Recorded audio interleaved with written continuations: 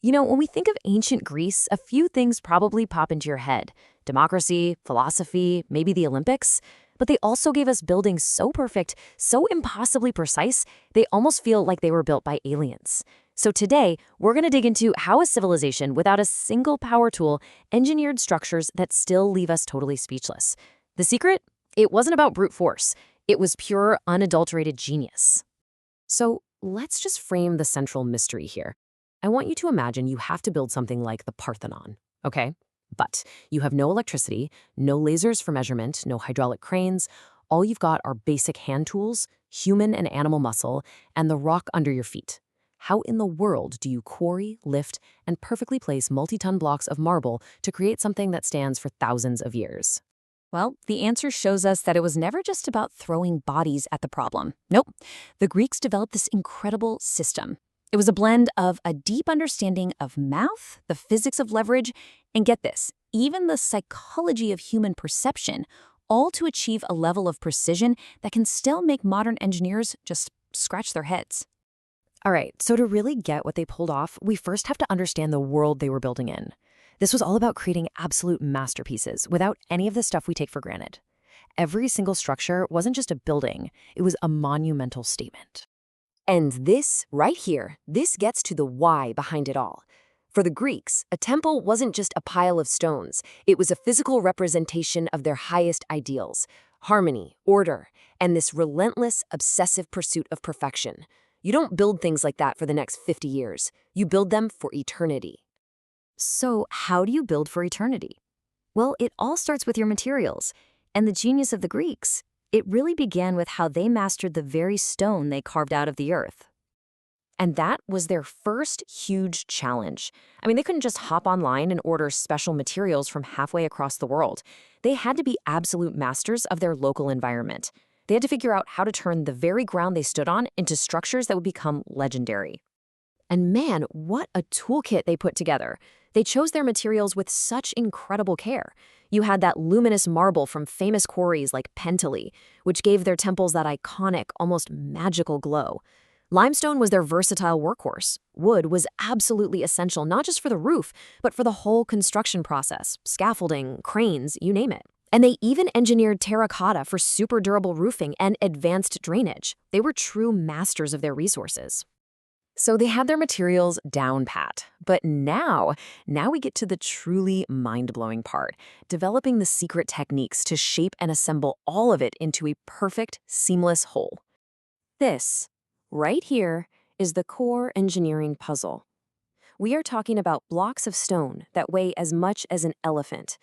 How do you lift them high into the air and then place them so perfectly that you can't even slide a piece of paper between the joints?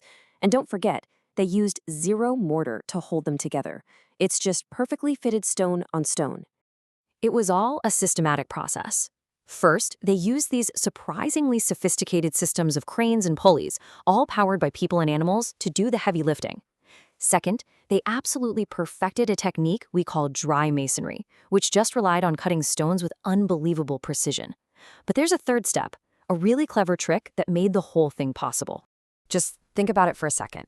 To make two massive stone surfaces fit perfectly flush, you'd have to smooth the entire surface of both stones until they were perfectly flat. The amount of time and sheer manpower that would take is just astronomical. The Greeks, being brilliant engineers, knew there had to be a smarter way. And their solution was this: a technique called ananthrosis. And it is a concept of stunning efficiency. Instead of smoothing the entire surface of two huge blocks, they only perfected a narrow band around the outer edges. The inside was then carved away just a little bit.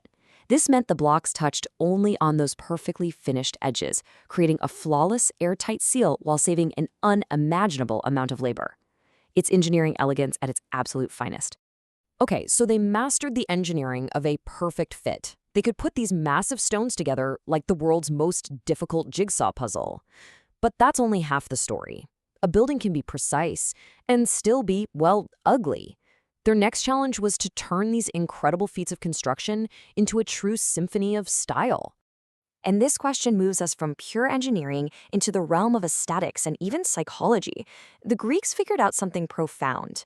What is mathematically perfect doesn't always look perfect to our quirky human eyes.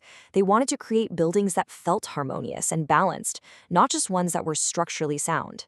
So their solution was to create a system, a kind of design playbook, with three distinct orders, each with its own unique character. You had the Doric, the oldest one. It's austere, sturdy, kind of like a powerful warrior. Then came the Ionic, which is more elegant and slender, defined by those cool scroll-shaped tops. And finally, you have the Corinthian, the most decorative and ornate of them all, capped with these intricate leaves. This wasn't just random decoration. It was a complete design language. But here is where their genius just goes to a whole other level. They knew that a long, perfectly straight column can actually trick our eyes into thinking it's thinner in the middle. It's an optical illusion. So, what did they do? They built a slight bulge into the center of their columns, a technique called entasis. This brilliant little hack corrects for the optical illusion, making the columns look perfectly straight and powerful to us. They were literally sculpting buildings to work with our perception. So you see, when you combine the architectural orders with these incredible optical tricks like entasis, you realize this wasn't just about stylistic choice. It was a comprehensive system, a whole set of rules based on proportion and mathematics, all designed to achieve one thing: perfect visual harmony. So, with all this incredible innovation, how did it all add up to such an enduring legacy? Let's trace the blueprint they left behind for pretty much the entire Western world. And this genius wasn't just for temples. Think about their theaters, like the famous one at Epidaurus. It's an acoustic marvel where, even today, you can hear a pin drop from the very back row. They applied these same principles of order and function to everything: their public squares, their aqueducts, their harbors, even their military fortifications. It was a complete vision for a well-engineered society. And this influence, you could literally draw a straight line through history. The Romans came along and adopted and expanded on Greek designs. Renaissance architects rediscovered and basically worshipped them. And today, right now, the columns you see on our own government buildings, banks, and museums are a direct echo of the principles established in Greece over 2,000 years ago. It's quite literally the architectural DNA of the Western world. So in the end, what the Greeks left us is so much more than just beautiful ruins. It's a powerful idea. It's the belief that through reason, through creativity, and through a relentless pursuit of perfection, human beings can solve what seem to be impossible problems and create something truly, truly timeless. And that kind of leaves us with one last thought. The Greeks built for eternity with stone and spirit. Looking around at our own world, at the things we're building and creating today, it makes you wonder, doesn't it? What are we building that will endure? What will be our legacy?